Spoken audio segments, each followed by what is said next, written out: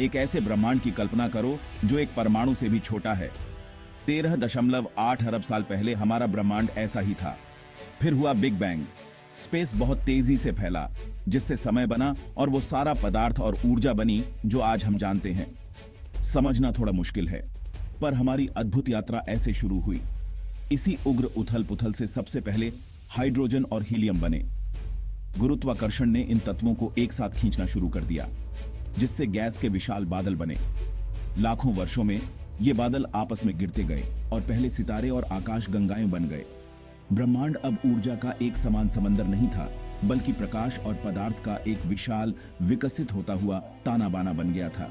जैसे जैसे तारे बने और मरते गए, उन्होंने कार्बन, नाइट्रोजन और ऑक्सीजन जैसे भारी तत्व बनाए। जीवन के लिए जरूरी ये तत्व पूरे ब्रह्मांड में फैल गए और ब्रह्मांड में ग्रहों और फिर जीवन के निर्माण खंडों के बीज बो दिए। ब्रह्मांड युवा, जीवंत और संभावनाओं से भरा था।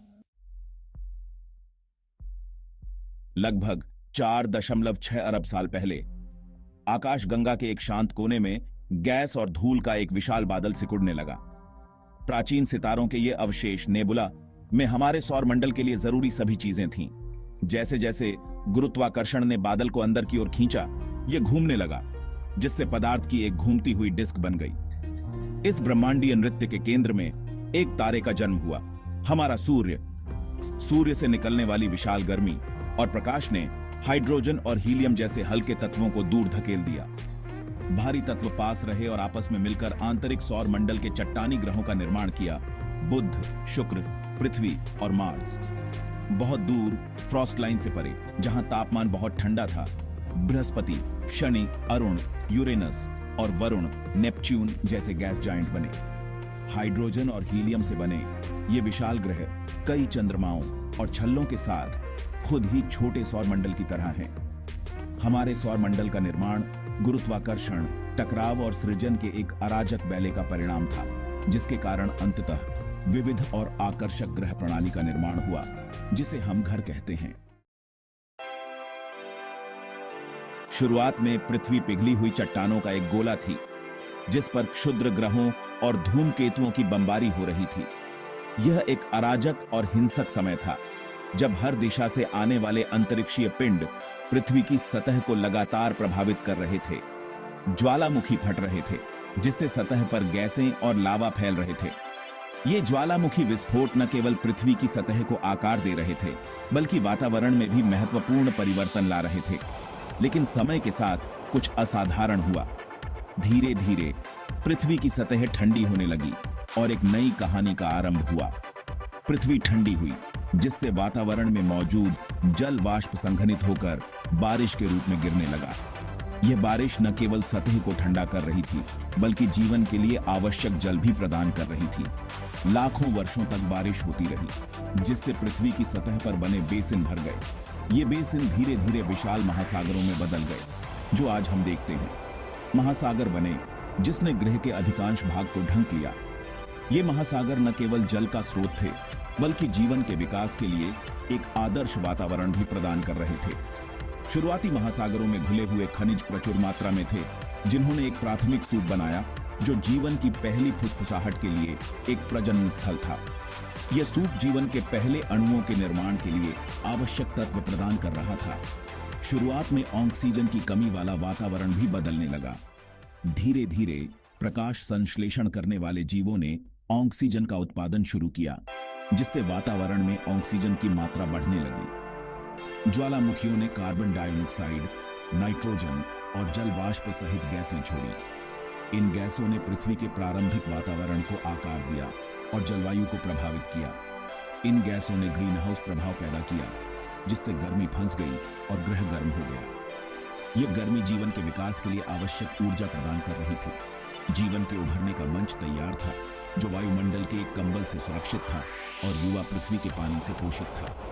यह वातावरण जीवन के पहले रूपों को विकसित होने और पनपने के लिए एक सुरक्षित स्थान प्रदान कर रहा था। एक उग्र, दुर्गम दुनिया से नीले नखलिस्तान में यह परिवर्तन प्राकृतिक प्रक्रियाओं की शक्ति और हमारे ग्रह के उल्लेखनीय लचीलापन का प्रमाण है। यह परिवर्तन न केवल पृथ्वी के इतिहास का एक महत्वपूर्ण अध्याय है, बल्कि यह भी दर्शाता है कि कैसे जीवन ने इस ग्रह पर अपनी जगह बनाई और विकसित हुआ। भाग 4 जीवन की चिंगारी। पृथ्वी पर जीवन कैसे शुरू हुआ, यह सवाल विज्ञान के सबसे गहन रहस्यों में से एक बना हुआ है। वैज्ञानिकों ने इस प्रश्न का उत्तर खोजने के लिए अनगिनत प्रयोग और अध्ययन किए हैं, लेकिन अभी भी कई रहस्य बने हुए हैं। फिर भी हम जानते हैं कि लगभग 3.8 अरब साल पहले शुरुआती महासागरों के गर्म खनिज युक्त पानी में कुछ असाधारण हुआ था। यह वह समय था जब पृथ्वी पर जीवन की पहली चिंगारी जली थी। सरल कार्बनिक अणु, जीवन के निर्माण खंड स्वयं इकट्ठे हुए। ये अणु जो पहले केवल रासायनिक तत्व थे, एक साथ आकर जीवन के मूलभूत घटक बने। शायद बिजली गिरने या ज्वालामुखी के छिद्रों से ऊर्जावान होकर इन अणुओं ने तेजी से जटिल संरचनाएं बनाई। इन ऊर्जा स्रोतों ने अणुओं को नई और जटिल संरचनाओं में बदलने के लिए आवश्यक ऊर्जा प्रदान की।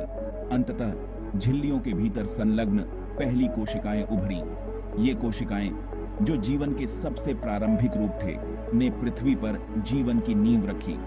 ये एकल कोशिका वाले जीव, हमारे सबसे पुराने पूर्वज, सरल थे, फिर भी उनमें खुद की प्रतिकृति बनाने की उल्लेखनीय क्षमता थी, जो जीवन के खाके को आने वाली पीढ़ियों तक पहुंचाते थे। इन जीवों की आत्म प्रतिकृति की क्षमता ने जीवन को स्थायित्व और निरंतरता प्रदान की। जीवन की यह चिंगारी निर्जीव पदार्थ से स्वयं की प्रतिकृति बनाने वाले जीवों में यह परिवर्तन पृथ्वी के इतिहास की एक महत्वपूर्ण घटना है। यह वह क्षण था जब जीवन ने पहली बार पृथ्वी पर अपनी उपस्थिति दर्ज की।